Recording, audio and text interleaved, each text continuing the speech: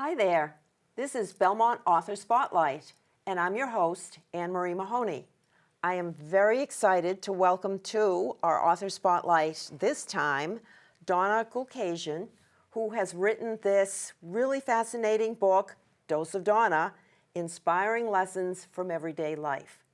So, Donna, welcome. Thank you, I'm so Anne. happy to have you here. Your book is fascinating, and I love Thank it. you. And I think there's something there for everybody.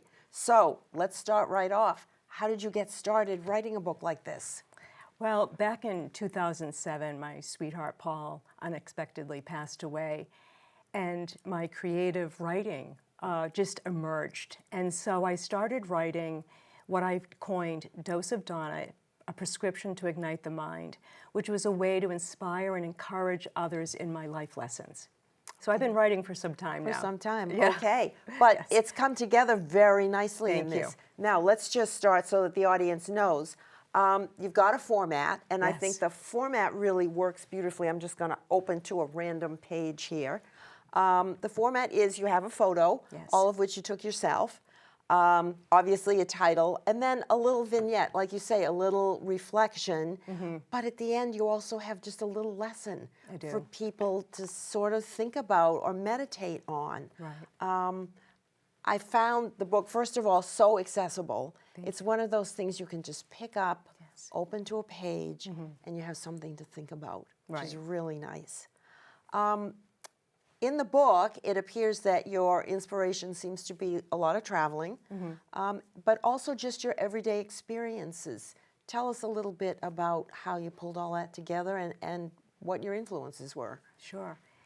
So it's interesting because, I didn't know how to, I didn't set off doing something specifically. It just came to me. And what it typically is just watching human behavior, starting with my own.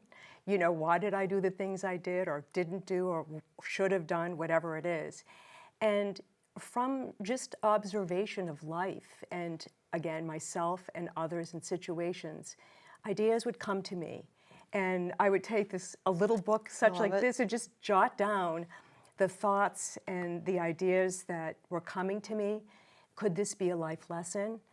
The other thing, too, is although I was capturing things in writing, in my work life, there were opportunities for me to mentor and coach other employees, not professionally, but people would come to me for mentoring purposes. And I was sharing life lessons with them. So it came in different forms, and eventually I started, as I said, in 2007, doing the creative writing part. Sure. You mention in many of your vignettes the love of your life, Paul, which is Yes. very sweet, and I did enjoy how he kind of pops up as you go along, but also your mother. I loved the mother pieces. My mother Yes. told me to do X. Whoops, Yes. I didn't necessarily do that. What did I learn from that experience? Talk a Exactly. little bit about those two influences. And I'm also going to add my father in there, because I Okay, did dedicate all right. my book to my parents and to Paul. So my parents, of course, taught me so much about life. And, I credit my mother to many of the things that I talk about, the life lessons and how to live well. My father was very influential in having me responsible for my life. He had 3 daughters, and he wanted to make sure that, we were independent enough, so to speak. And I always credit him to financial matters. And I credit him in one of my pieces here, as well as my writing. He used to edit my high school pieces. And then Paul, of course, just taught me so much. And the major one is he died, at 55. And so you really have to think about how short life is. Right. So Right. those are the major Influences. exactly. Okay. Your topics range from splinters Yeah. to food, Yes.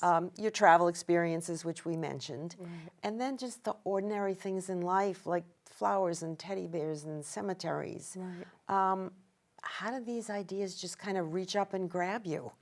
They just do. I cannot explain it, but I'm observing life wherever I am, and just the thoughts come to me.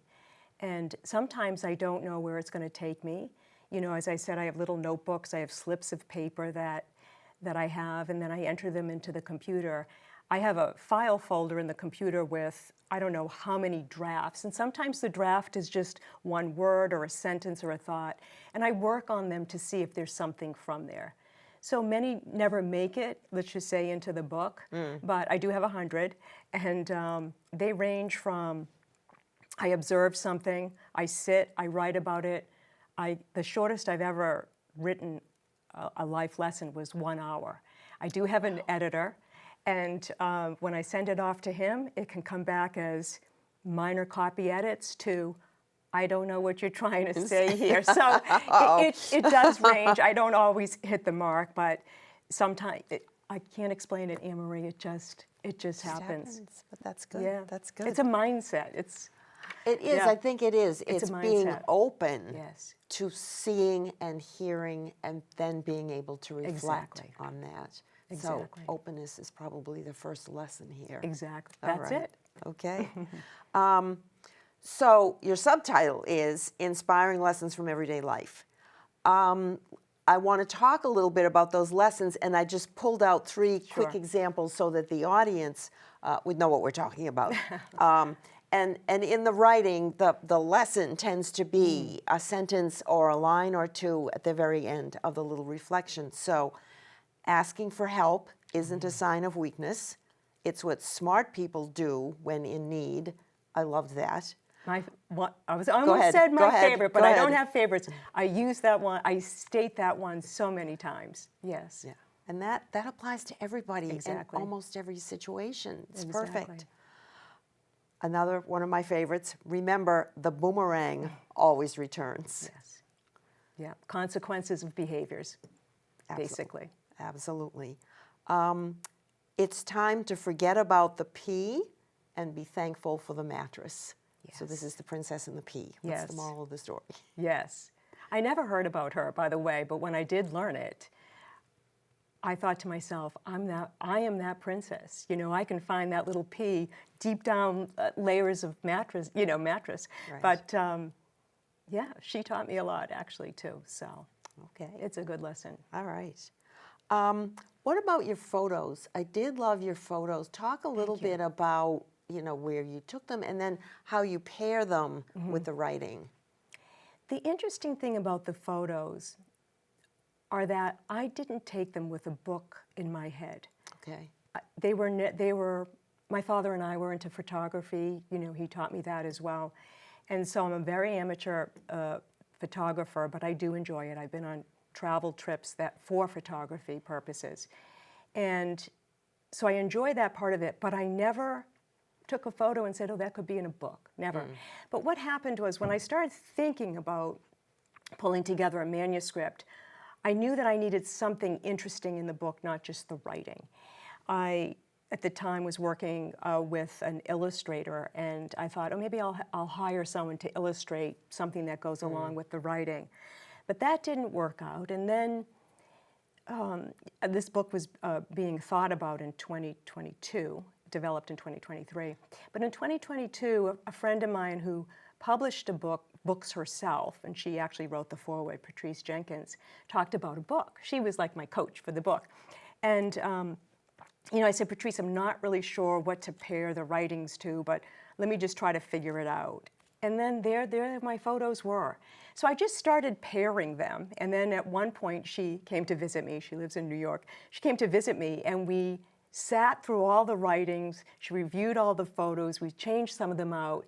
But it was the most fun of creating this book, was pairing up the photos. Got me to reminisce, obviously, of my travels as well. Well, and you have some very interesting photos. You've been to some interesting places. I'm trying to think Morocco and Cuba and all over the place. Bangkok, yes. Exactly, right. There's a great photo of a camel. I love that. Oh, yes. And you do have a lot from Cuba. Yes. Talk a little bit about the Cuba inspiration, because some of them are a little bit abstract. Yes. There is I don't know where in Cuba this place is. It's called Fusterland, and it's an artist. That's probably the most eclectic piece, the photos that you're thinking about. And it was like his art museum was outside, and it was all his creative artwork, and a lot of his pieces are in this book because they're very different and So is my writing, I guess. But Right. yeah, I enjoyed all my trips. Cuba was interesting because it's not a place that many people get to go. No, exactly. And so when I saw multiple pictures, I said, oh, that is so interesting, right? Also, you draw on local photos. You have Yes. a number of photos from the De Cordova Museum Yes. in Lincoln, which is nice. Where else? Isabella Stewart Gardner Isabella, Museum. and I'm going Yes, to talk you're gonna about that talk in a about second. her. Yes. Yes, we love Isabella. Yep, Yes. she's in there. I have to peek at my book to think Right. where else they're This is from. not But, like, oh my God, take they're a all quick, you can see. Yeah. Well, the food, you know, I talked The about the food is food. my I just kitchen. opened to sorbet. Yes, You know, yes. and yes, your kitchen. Libby, Montana, I was on a dude ranch the first time in my life. Okay, good. Salem Willows. Yes, In that's Salem, another good spot. Massachusetts, my neighborhood, there's a street off of Common Street that Halloween time, they decorate, every house has right. the skeletons dressed Right. up, so that's fun. Prague was another location. That's another beautiful one. Bar Harbor, Maine. Yep. And so, yeah, it's just a collection. I didn't look for the location, I looked for the photo to pair up, so they had to be matched for Matched that. up. Okay. I will say that my favorite in the whole book was the Ode to Mrs. Jack. And it is a lovely photo from the Isabella Stewart Gardner Museum. And actually, they've been in the news this week because this is their very short time when the courtyard is decorated with the hanging orange nasturtiums, which is Yes. just stunning.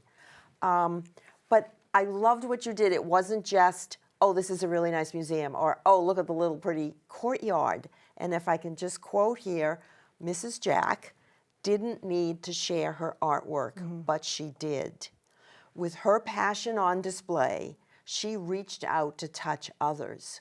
Would you do the same to touch others with your compassion? I just love that. That was just so prescient. Thank you. I can tell you where this all came from. Okay, go ahead. I was fascinated, unfortunately, about that greatest heist. Her Yes, artwork being going back, yes, stolen. 1980, yes.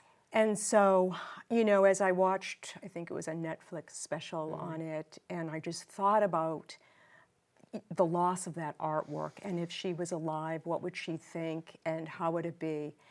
And so my point to this life lesson is, this woman had a passion, and she wanted to share it with others, Right. even at risk. And so the question becomes, do we do to others that put us at risk? You know, sometimes compassion comes with the risk. I don't like this phrase, and it's something like this: no good deed goes unpunished. I don't like it at all, but it is true many times. So that was, you know, each one of these and how I wrote it, I can recall that, and that was the story behind this one. Okay, all right. I was fascinated by her too. She was really a unique woman. A very interesting woman, and actually there's a new biography about her out very Interesting. recently, which I have but haven't started reading yet. But yes, there's a lot of very fascinating material about her out there. And I have Yes. to correct myself. The heist was 1990, not Okay. 1980. Just want everybody to know. I don't want to get in trouble with anybody. One of the other pieces that I really loved was titled Short Stories, Mergers and Acquisitions, which is just about life. Yes. And you say uncertain, incomprehensible situations and plot twists. And your moral is persevere through life and go for the Pulitzer Prize. Yes. I thought that's Thank you. super. We all have these little bits of pieces in our lives, and we don't know the whole picture to this end or whatever it is. And sometimes in life we're in situations that don't make sense, but there is something ahead of it that will share that. So perseverance was actually both my parents' favorite word to help me in life as you go through things. So, yeah. Well, Thank and you. I think the other takeaway message is it's never too late. Right. You know, there's Yes. always that opportunity there, or, you know, it's never too late to kind of follow your dream or to try something new. Right. And because you don't know how it's going to turn out. Exactly. Maybe you will get the Pulitzer Prize. Just don't know. Well, you know, one of the writings in my book is called, I believe it's entitled We Will, W-E-W-I-L. And it goes along the phrase, when there's a will, there's a way. And I speak about when there's a will, there needs to be a W-I-L-L. There needs to be a W-E''L-L. So in this book, the person that walked alongside of me again was Patrice Jenkins, who wrote the foreword. She just walked the steps to this manuscript and this publication with me, because she had did it before. So I asked for help, right? So I didn't know. Exactly. I didn't know how to do this. Right. But in a way, so yeah. I found that one of the subtle themes as I went through the book is coping with grief, and you mentioned right at the outset the loss of your special friend Paul, and in addition to your parents and I'm sure other people in your life, but that keeps popping back up. So I actually, since you gave this to me, I have used this with my bereavement group at the senior center. Thank you. And they really love it. They really say, yeah, that's right, or I can relate to that, or she's so right.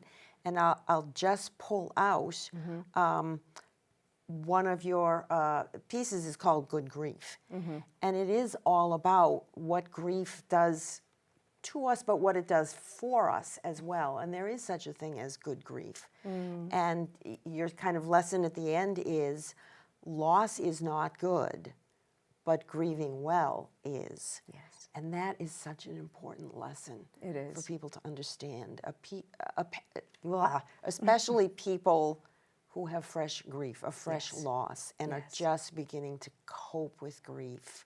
To understand that the loss is terrible, but grieving is how you get through it. Exactly, and you have to grieve. And it is loss of a person. It's also loss of, I think I have a friend with MS, and he's lost functionality. So he needs to grieve the loss of of function, right?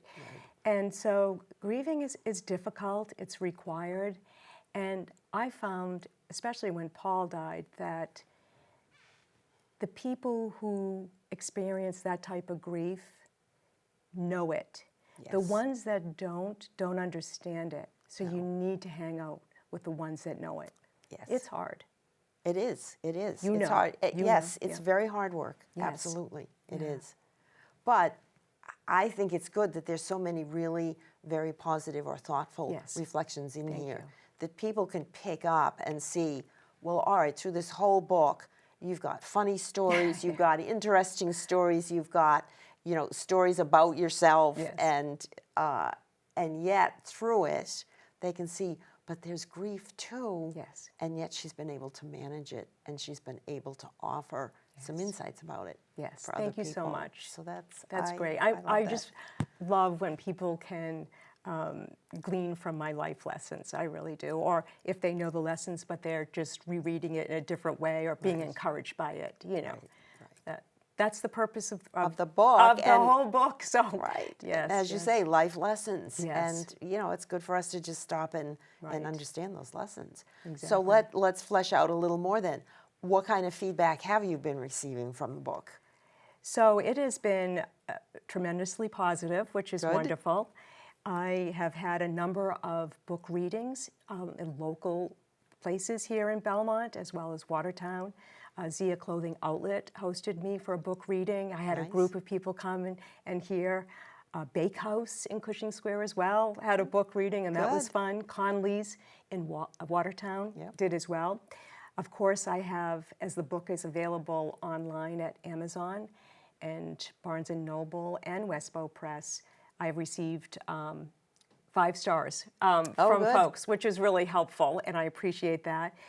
The most notable I brought with me, Anne Marie, is Here we that 2 folks, one person I do know personally, but one I don't know, actually sent me cards in the mail. So nice. for me, especially this person here is my hairdresser's mother, who I don't know, but she loved the book so much, she took it upon herself to get a card for me, write inside of it, sweet. another step, and then mail it.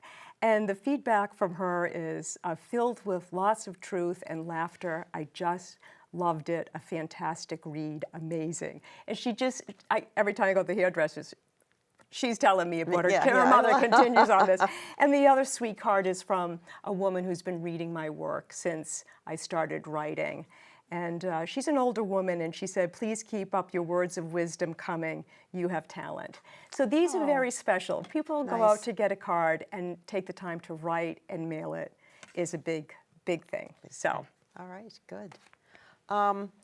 What about support? In addition to feedback, what about support from people?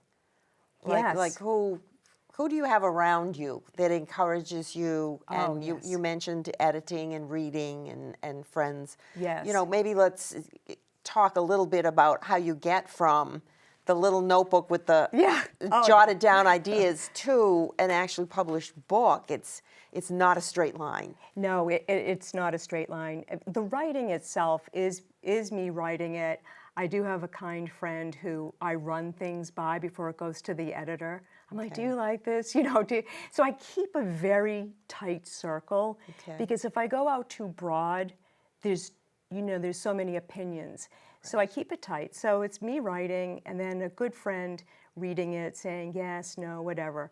And then it goes off to my editor, and I've known him for 24 years, and he tells me the honest truth, yes, no, and all of that. But then the coach, you want to know about the coaching for the book? Absolutely, yes. The book was Patrice Jenkins who encouraged me to write it. And I've thought about it. I wasn't sure if I wanted to invest in it, but she coached me through it. She stood by my side, which made it so much better for me. Right. I had someone to lean on, so to speak. It's tough to publish a book. There's a lot of questions. There's a lot of decisions to be made. The cover was a big, somewhat of not a stumbling block for me, but it was. I thought I was going to go plain Jane or something. I don't know. And somehow this came out. So in all of my decisions, I do have people to support me and encourage me. The number of people is very small, intentionally. Good. Okay, good, good. So what's next? Now you've had some really nice success here and some support. What's next? Oh, my mind can't stop thinking about wisdom from the workplace. Okay. So that will be the next, Okay, good. God willing. And I already have some already in draft, and it's going to start off with my work life, which was doing chores in my house as a little girl. Oh, wow. So we start from the beginning. The book will look different. I know that. I already have that in my head. So the vision is coming. The writing is coming as well. And not sure when it will happen, but alongside of working on the new project and marketing this book, that's work as well. Oh, yeah. So those are my focuses.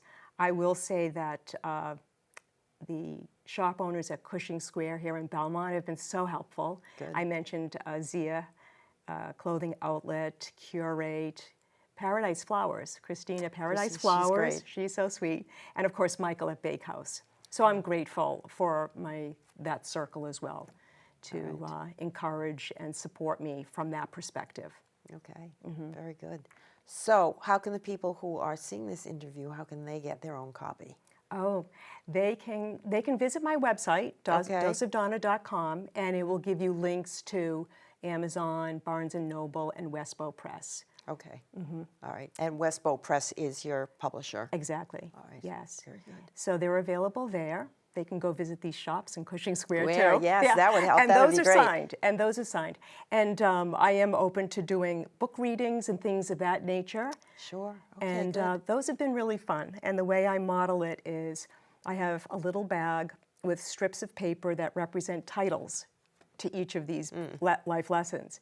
And I ask the audience to participate. They pull out a strip of paper. They read what the title is. So for example, Ode to Mrs. Jack, and I ask them, what do you think this life lesson is about? And it's fun. They guess what it is, and then I stand up and read it. So Nice. Good idea. it's an engaging book reading session. Exactly. So fun. the audience is involved Yes. and having some fun with it. Yes. Very good. So thank you. Oh, you're welcome. What do you want our audience to know? What kind of life lesson do you want to share with your audience from doing all this? Well, as thinking about this time with you today, Anne Marie, what came to light was that I have been writing this book for over 20 years. And you're going to say, wait a minute, you've been only writing since Yeah, 2007. right. And the reason why I say that is it dawned on me that to publish a book and create a manuscript and do all the pieces that come together takes certain skills. And again, over the last 1 to 2 decades, I have been learning skills along the way. It's almost like threads of a tapestry are being woven, but I didn't know what the tapestry was going to be. What the end picture was going to be. Exactly. So when it came time to even thinking about a book, I knew I had the skills to pull it together. Good. My publisher was actually quite impressed with all the files I gave them and how to orchestrate it and all of that. Not that I was directing them, but again, I was learning all those skills for all these years. And so my lesson to people is if you're doing tasks or at work or at home, whatever it may be, and you're thinking, why am I doing this? Why, whatever it is. It's almost like, why am I learning geometry? You're going to use it. It could really be a tapestry coming together. So it's exciting. Good, good. All right. Now, in terms of marketing, I see that you have something there. Oh, I do have. I have some gift for you. So here's a little gift for you that actually my friend who is in marketing had made up. So I'll have you open it up. Thank you. All right. In front of This folks. is very fun. On it, it says happy, happy, happy. But surprise, surprise, inside is A chocolate dipped Oreo cookie with the cover of my book made cover. out of chocolate on yes, top. So it's all it's edible. the best. Oh boy. Yes. Well, thank you so much. You're welcome. Enjoy it. I will enjoy this tonight. And thank you. Thank you for having me coming. on. This has been very good, very entertaining, and very Thank you. thoughtful. So, looking forward to our next author interview and looking forward to having you back. Oh, I hope so. When you do the next book. Thank so, you. this has been Belmont Author Spotlight. I'm your host, Anne Marie Mahoney. Thank you again, Donna, for coming and sharing a dose of Donna with us. Thank you. Thank you.